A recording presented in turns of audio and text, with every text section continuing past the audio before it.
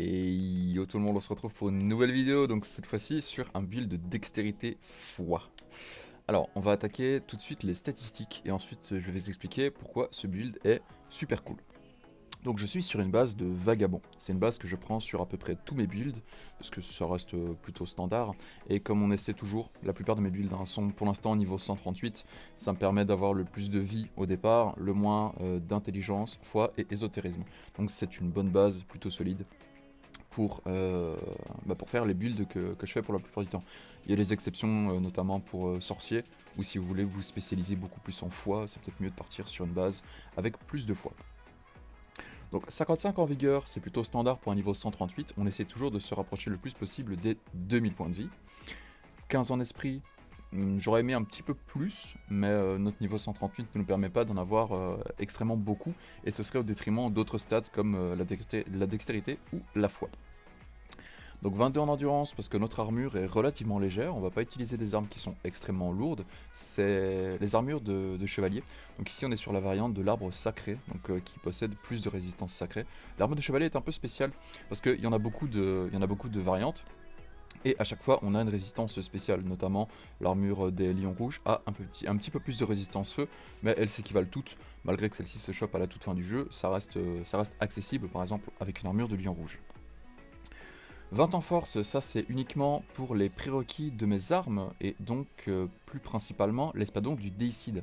Alors je l'utilise pas beaucoup dans ma partie PVP, c'est surtout pour ma partie PVE parce que ça fait des dégâts relativement stupides. Et pour l'utiliser, donc ici avec 22 en endurance, je suis en charge lourde et donc je passe sur le talisman d'Alexander en me séparant de mon talisman en toile des ouailles.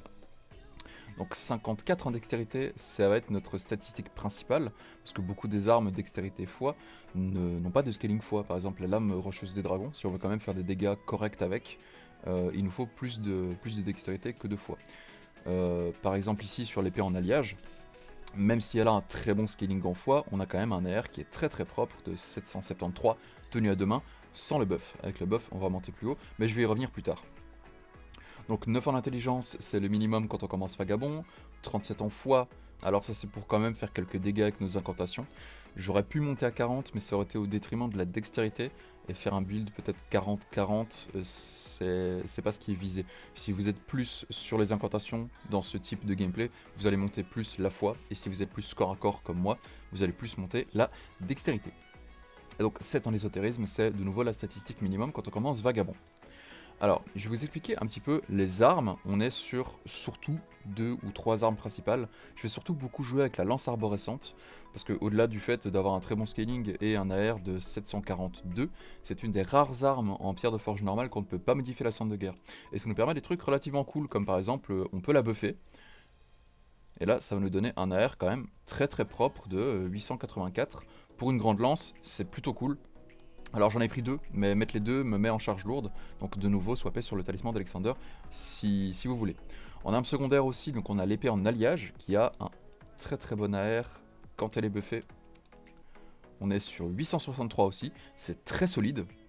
Et les techniques qui marchent relativement bien, donc piétinement orageux sur la clé mort. On va aussi pouvoir avoir accès en pierre de forge sombre à une des épées qui se chope le plus tôt dans le jeu, le croc du limier, qui a un très très bon scaling en dextérité. Donc là-dessus, on est sur 713, ouais c'est ça, 713 quand elle est tenue à deux mains, parce qu'on a quand même un petit bonus en force, donc la tenue à deux mains nous donne un certain avantage.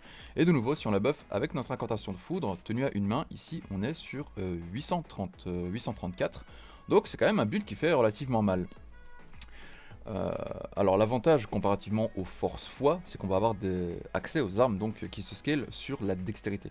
Je pense notamment à l'excellent éclair de grande saxe pour one shot à longue distance, sur la lance arborescente, ou par exemple sur les épées courbées de bandit.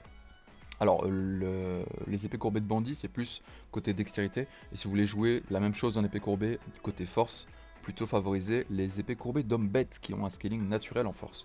Aussi, et évidemment le couteau noir excellent en PvE, ou alors si votre cible a un très très gros ping, parce que ça met des ghost hits, et le ghost hit fait quand même perdre de la vie, ça c'est intéressant à noter.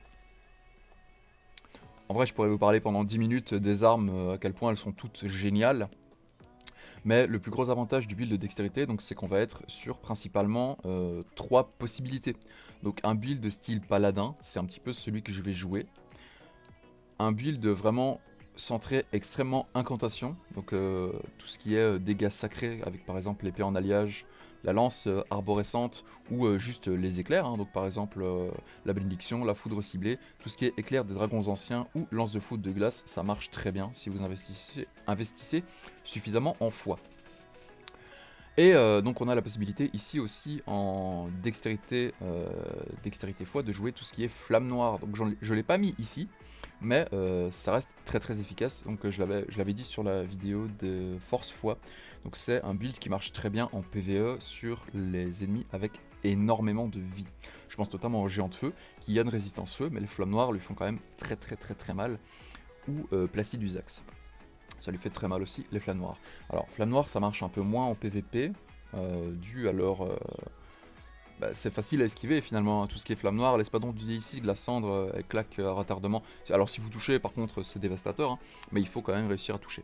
Et je me base pour la plupart de mes builds sur une certaine polyvalence, donc je l'ai quand même au cas où, si j'en ai besoin de l'utiliser, mais c'est pas du tout mon arme principale. Et donc au niveau de l'équipement, j'ai choisi l'armure des chevaliers de l'arbre sacré, parce que le skin est plutôt sympathique, le rapport poids-protection est plutôt correct, l'équilibre est plutôt cool aussi, c'est une très bonne armure finalement. Comme je l'avais expliqué, la variante de l'arbre sacré augmente un petit peu plus les dégâts sacrés, mais surtout on va avoir accès au home qui s'accorde vraiment bien avec le stuff qui va nous booster nos dégâts sacrés. Donc en l'occurrence ça nous donne 2 points, 35, 37, ouais, c'est ça, 2 points. Au niveau des armes, donc le saut de granit pour renforcer mes incantations draconiques. Ça c'est surtout au cas où. Plaquer ça en PvP c'est quand même très dur dans les situations de 2 ou 3 v1. Mais c'est quand même bien de l'avoir au cas où. Et donc pour les talismans, principalement le talisman en toile des Zouai, donc pour augmenter la puissance de nos incantations. Là je peux swapper éventuellement sur le talisman d'ancien seigneur pour augmenter la durée de mon serment doré, ou alors augmenter la durée du buff de foudre, bien qu'il soit très long. On va aussi pouvoir swapper donc, sur le talisman de la hache pour bénéficier du superbe R2 de la lance arborescente, je sais plus comment elle s'appelle. Pour booster, waouh, si j'y arrive, pour booster les dégâts donc du R2 de la lance arborescente, ou même encore sur le talisman donc de l'arsenal de la grande jarre, hein, pour ne pas être bloqué quand on swap sur l'espadon du déicide. Donc toujours bien évidemment le fragment d'Alexander pour augmenter la puissance de nos centres de guerre. Le talisman du mouflon, ce qui nous permet toujours de trade un espadon quand on a nous-mêmes un espadon. Donc quand on est en hyper armor, on va pouvoir tanker un espadon et passer à travers. Alors, quand on n'a pas le talisman du mouflon, il nous faudrait en temps normal 73, mais avec le talisman, il nous faut minimum 55 pour que ce soit efficace. Et donc toujours, bien sûr, la faveur de l'arbre monde en plus 2, donc pour augmenter les PV, la charge d'équipement, la charge de... je vais jamais y arriver, la charge d'équipement et l'endurance maximum. Waouh, c'est terrible. Et donc pour le choix des incantations, on a bien sûr l'électrification de l'arme qui est excellente pour la rajouter des dégâts sur nos armes qu'on peut les buffer. On a également l'électrification, bénédiction électrifiante du dragon qui nous met un superbe effet de foudre sur notre personnage. Là on est vraiment en mode chevalier foudre, c'est trop cool. On bénéficie donc avec ce buff d'un effet de dureté sur notre personnage. Donc si par exemple on me frappe avec une arme à une main, l'arme va rebondir. Alors je sais pas si ça marche sur les ultra espadons, faut tester, mais c'est surtout un buff qui marche par exemple contre le katana de Malenia ou contre les setups double épée droite. Attention cependant, ça va diminuer nos résistances foudre. Donc ici on est à moins 19 de résistance foudre, mais c'est parce qu'on a les pieds dans l'eau. Et donc si je me mets que j'ai pas les pieds dans l'eau, si j'y arrive, voilà. Donc là on a une résistance foudre de moins 9. Alors très attention avec ce buff. Si vous vous rendez compte que la personne qui joue double épée joue aussi foudre, c'est possible que vous faites one shot. Donc comme c'est un buff corporel, on va pouvoir l'annuler. Donc par exemple en prenant une chair exaltée, qui est aussi un buff corporel, on va l'annuler et donc récupérer nos 19 de résistance foudre. On peut également l'annuler avec le crabe bouilli, c'est aussi un buff corporel. On a bien sûr ce qui marche en PvP, donc foudre ciblée, lance de foudre. La lance de foudre des dragons anciens, alors j'ai pas trouvé beaucoup d'occasions de le lancer. J'aurais préféré avoir la double, mais je n'ai pas assez de fois pour la lancer. Bien sûr, l'éclair donc des dragons anciens, ça marche extrêmement bien dans une situation de PvE. Si vous chargez le sort très longtemps, ça fait des dégâts relativement stupides. Et dans les situations de PvP, ça peut marcher si vous êtes poursuivi par plusieurs adversaires, que vous arrivez à les distancer un tout petit peu. Si vous chargez pas le sort, c'est plutôt cool. Et dans des cadres de duel, la lance de foudre glacée, c'est trop génial. Ici, j'ai choisi donc le serment doré, mais vous pouvez très bien investir plutôt sur un sort de régène, par exemple, comme la bénédiction de l'arbre monde ou ce genre de truc. Mais c'est plutôt pratique dans des situations de PvE, notamment pour économiser un petit peu ses fioles de vie. D'autant plus qu'ici on a investi donc 3 fioles, enfin 4 plutôt, 4 fioles de mana, de manière à ce qu'on en ait 2 dans les invasions, parce que c'est toujours réduit à l'entier inférieur. C'est à peu près tout ce que j'avais à dire sur le build, la manière dont le jouer. On va tout de suite attaquer la partie PvE et ensuite PvP. Voilà, donc ici à l'image on a un exemple sur Placidusax en New Game plus 0 pour avoir une vraie représentation de la puissance du build. Alors, pour ce combat, j'ai remplacé mon talisman d'Alexander par le talisman de la hache, vu qu'on ne va pas jouer du tout avec la cendre de garde de la lance, vu que celle-ci est juste un buff. Comme je l'avais expliqué dans la vidéo sur le build de Force Foi, on va pouvoir ici utiliser efficacement les flammes noires. Alors j'ai décidé de le jouer avec la lance arborescente et non l'espadon du Déicide. J'applique donc le buff de flamme noire sur ma lance pour pouvoir lui faire de très lourds dégâts avec le R2 de la lance qui met 2 coups. Cette arme est juste parfaite pour ce build et marche extrêmement bien en PvE pour stagger les ennemis. Je vais d'ailleurs réussir à stagger Placidusax. Pour la suite du combat, trop rien à dire, juste faire attention sur ce buff qui ne dure vraiment pas longtemps. Ça nous donne juste l'occasion de claquer 2 R2 de suite, mais il ne nous laisse pas le temps avec ces éclairs de faire double R2.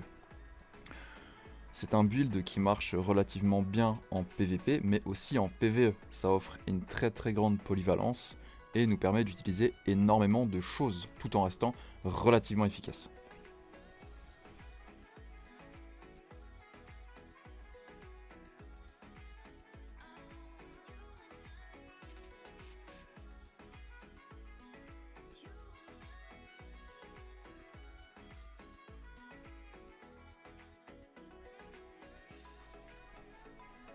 Et donc ici, pour la suite du combat, je vais décider de passer sur une cendre d'un petit peu plus gros dégâts, donc notamment la tornade de flamme noire, ici mise sur ma faux. Alors, j'ai toujours bien aimé la tornade de flamme noire sur la faux, mais ça c'est ma préférence personnelle. On va juste attendre une ouverture de manière à ne pas nous faire tuer, ce serait vraiment trop dommage, de manière à lui claquer la cendre tout de suite.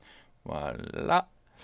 Et là, il lui reste un point de vie, donc on va pouvoir switcher sur quelque chose qui a un petit peu plus de portée.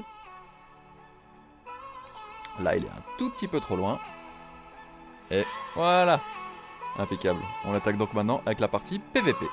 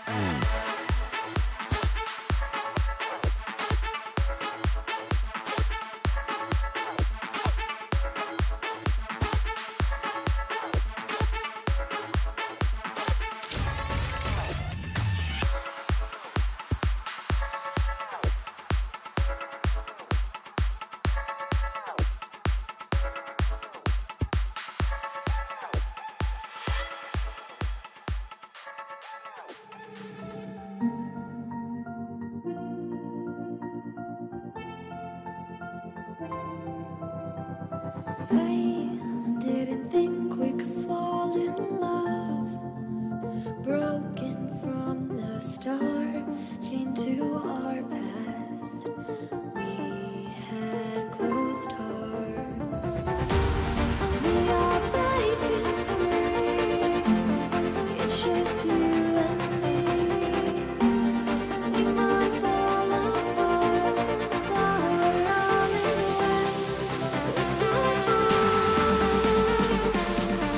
Can we break free? Can we break free?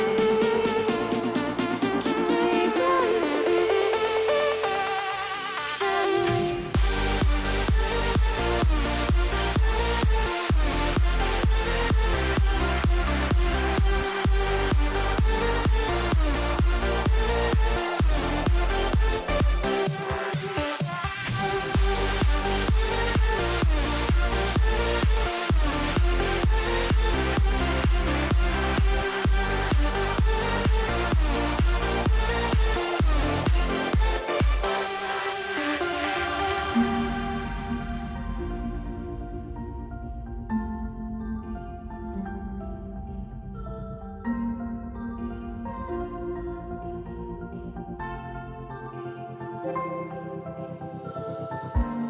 They were blinded, tried to deny us. Didn't think we were following our hearts. We are breaking free. It's just you and me. We might fall apart, but we're running away with our hearts. Can we break free? Can we break free? Can we break free? Can we?